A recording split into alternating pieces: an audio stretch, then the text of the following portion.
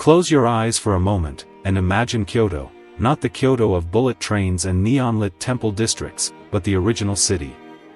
The one that existed over 1,000 years ago. A city of silence broken only by wooden sandals on stone, of incense smoke curling through cedar corridors, of an empire organizing itself around the movements of the sun. The year is 900 CE. The city is called Heian-kyō, the capital of peace and tranquility. And it is, by every measure of the era, the most sophisticated metropolis in the known world. But here is the uncomfortable truth, almost none of it survived. Fire. Civil war. The grinding patience of centuries. What the Heian aristocracy built with extraordinary care, its grid of boulevards, its palace complexes shimmering with lacquer and gold leaf, its gardens engineered to mirror the Buddhist vision of paradise, all of it was slowly consumed by time. Today, archaeologists dig through parking lots and subway excavations looking for foundations. Historians cross-reference fragments of court poetry just to establish where a single government building once stood. This is the problem. And this is precisely why a new science has emerged, one that refuses to accept that the past is simply gone. Using artificial intelligence trained on centuries of historical data, cartographic records, and material archaeology, we are now doing something that would have seemed miraculous even a generation ago. We are bringing Heian-kyō back to life, street by street, roofline by roofline, season by season. What you are about to witness is not animation. It is not imagination. It is reconstruction.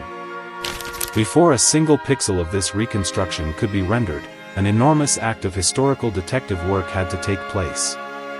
The AI was not simply pointed at a blank map and told to invent. It was fed an archive, a vast, layered archive assembled from sources spanning over 12 centuries. Imperial household records from the Heian court documented the precise dimensions of ceremonial halls. Buddhist temple registries preserved construction ledgers that described timber species, column spacing, and roofing tile counts. The Enjishiki, a 10th-century legal and administrative code, revealed the geographic logic of the city, which ministries occupied which wards, how water was channeled through the boulevard system, where the markets opened at dawn. And then there was the literature. Murasaki Shikibu's The Tale of Genji, arguably the world's first psychological novel, was written from inside Heian-kyō at the height of its grandeur. Its pages describe the quality of moonlight falling across a nobleman's garden. The specific sound of a carriage wheel on a stone bridge. The color of a court lady's 12-layered Junihaido robe as it trailed across a polished floor. These are not merely poetic details. To an AI trained in historical pattern recognition, they are data points. They are the sensory coordinates of a lost world. Layer by layer, the evidence was assembled. Archaeological surveys from beneath modern Kyoto provided foundation plans. Tang Dynasty Chinese architectural treatises, the primary design influence on Heian builders, supplied structural proportions. And from this convergence of archaeology, literature, law, and material culture, the reconstruction could begin. The technical process of reconstruction operates on a principle that historians have long understood but never before had the tools to fully execute: the whole is always more than the sum of its parts. A generative AI model trained for architectural and urban reconstruction does not simply render individual buildings.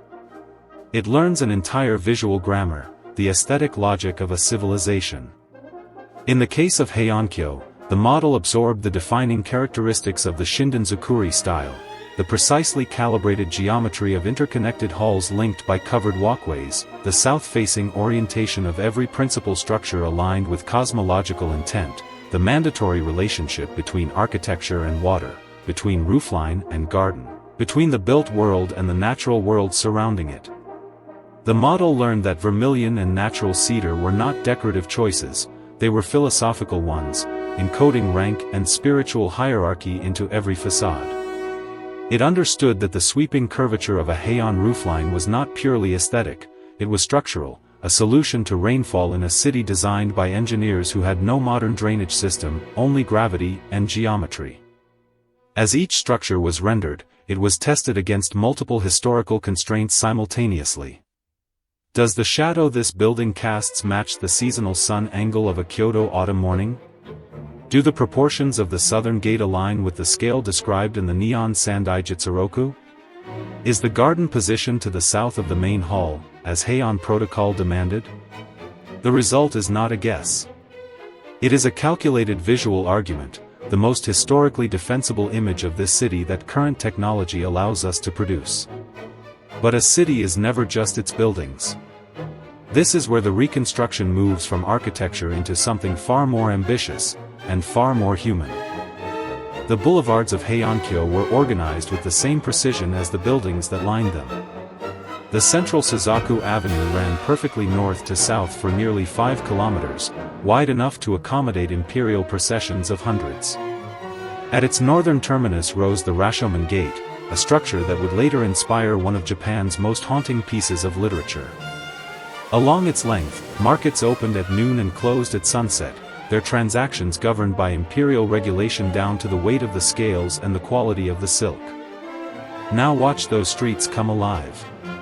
Ox-drawn carriages, the aristocratic vehicles of the era, move through the morning light, their passengers hidden behind lowered blinds, communicating status through the color of the lacquer and the weight of the carriage pole. A group of lower court officials crosses the boulevard on foot, their black lacquered caps marking their rank at a glance. Near the Eastern Market, merchants arrange bolts of imported Tang silk alongside domestic pottery, while a government inspector moves through the stalls with an official weight in one hand and an imperial decree in the other. And the sounds. The model integrates historical acoustic research, the hollow percussion of wooden temple bells at the hour of the tiger, just before dawn. The particular resonance of a Heian city still insulated by forests on 3 sides, where wind moving through pine and cedar created a constant, low presence beneath the human noise of commerce and ceremony. This is not set dressing.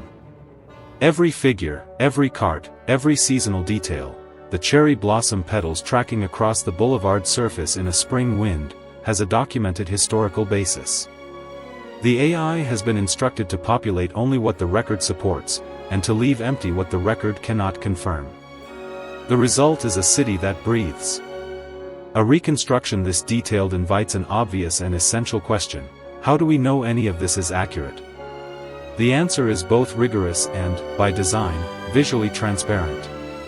Every element of this reconstruction underwent a multi-stage validation process involving historians specializing in Heian period Japan, architectural historians of East Asian building traditions, and specialists in Japanese material culture. Each rendered structure was cross-referenced against no fewer than 3 independent historical sources. Where those sources agreed, the reconstruction renders the element in full fidelity. Where sources offered conflicting details, different dimensions for the same gate, for example, or contradictory accounts of a garden's layout, the model flagged the discrepancy. And here is the critical design decision that separates responsible reconstruction from historical fiction: disagreement is made visible. Where the historical record is incomplete or contested, the reconstruction does not invent.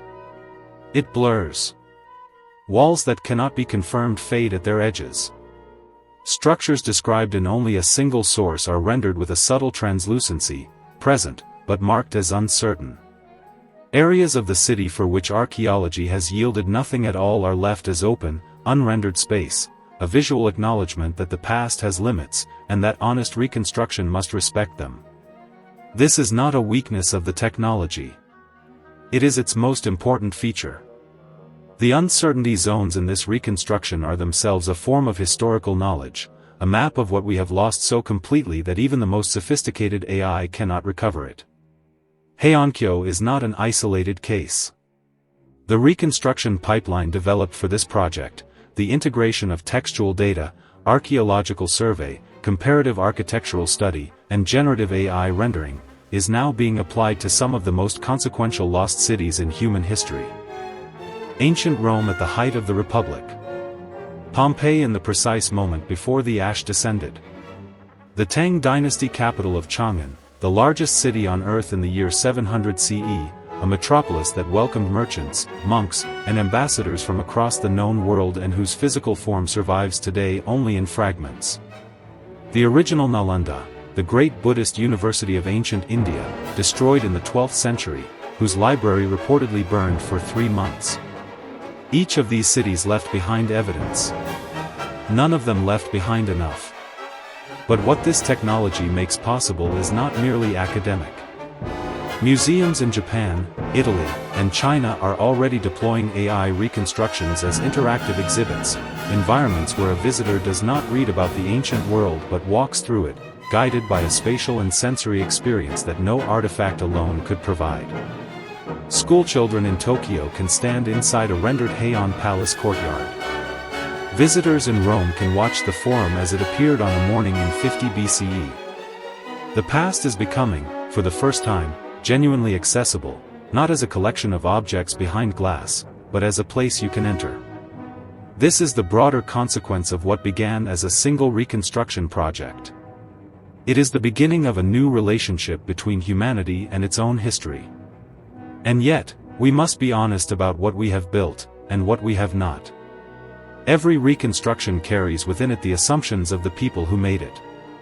The training data that shapes an AI's understanding of the ancient world was itself assembled by modern scholars, working from a modern set of priorities, in modern languages, with modern ideas about what counts as evidence.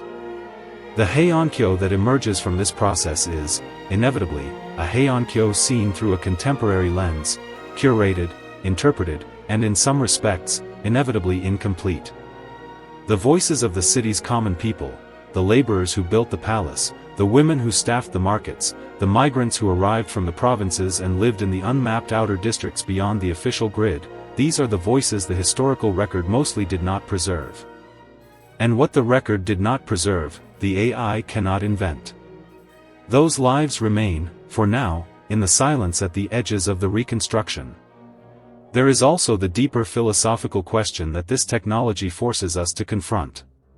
When a reconstruction becomes vivid enough, detailed enough, convincing enough, at what point does the viewer stop experiencing it as a hypothesis and begin experiencing it as truth? At what point does a sophisticated visual argument become, in the public imagination, the established fact of what this city looked like? These are not reasons to abandon the work. They are reasons to do it with extraordinary care, and to ensure that every reconstruction carries, alongside its imagery, a full account of its sources, its uncertainties, and its limits. Heian-kyō existed. Its people were real. Their streets, their ceremonies, their seasonal rituals, their literature, these things happened, and they shaped a civilization that endures in Japan to this day. What we have built here is a bridge, the most carefully engineered bridge that current technology allows, across the distance between their world and ours. It is not a perfect bridge. But it is, for the first time, a bridge at all. And for a city that faded away 1,000 years ago, that is nothing short of extraordinary.